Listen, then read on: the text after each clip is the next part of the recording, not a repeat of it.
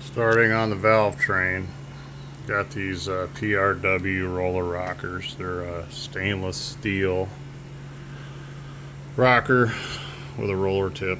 Nothing fancy, no needle bearings. It's got a bronze or brass bushing inside. Well, ran across my first issue. So you're supposed to shim these out. You know, everybody knows that if you've ever done done any of these roller rocker setups. The issue I'm having though is that, if you can see the roller, the rocker's all the way up against the hold down here, and it's just barely in line. Then you come over here, these look okay. This one here, same thing.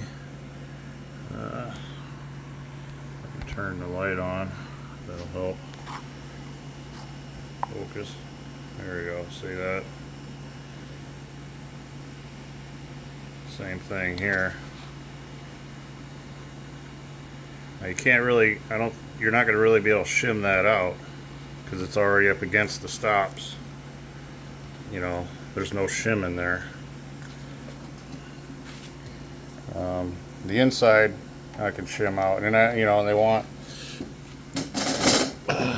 15 to 20 thousandths of play in between each pedestal, and that's way too much right now. But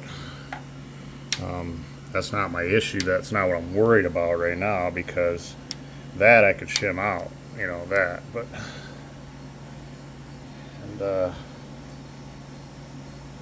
this one is pretty well lined up.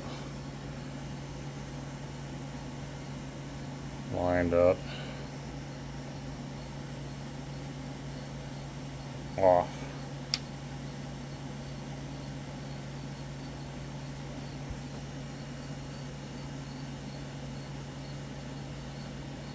Off.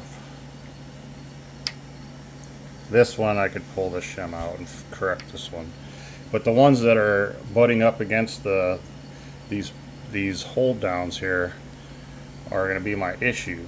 So the direction says that you're probably going to have to modify them for modify your hold downs for stock heads. These are stock cast iron heads. So it's not like they didn't warn a guy, but still,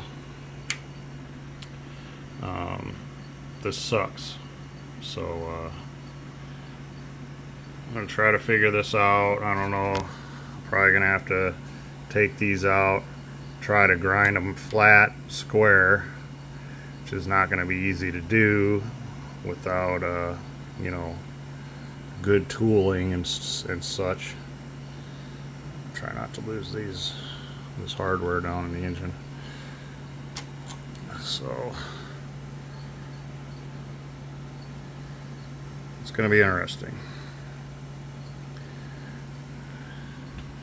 And one guy on YouTube was saying that sometimes this bushing is hanging out the side, but it looks pretty flat, pretty flush with the rocker.